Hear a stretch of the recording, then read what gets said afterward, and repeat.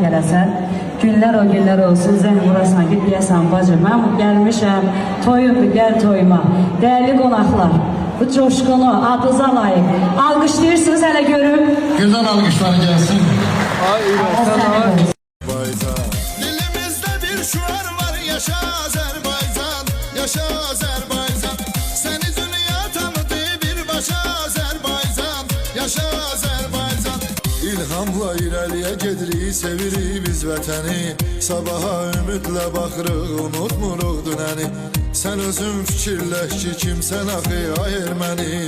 Səni saldı necə dağdan daşa Azərbaycan, yaşa Azərbaycan. Bu 30 il bizə vermiş elə işgəncə zülüm.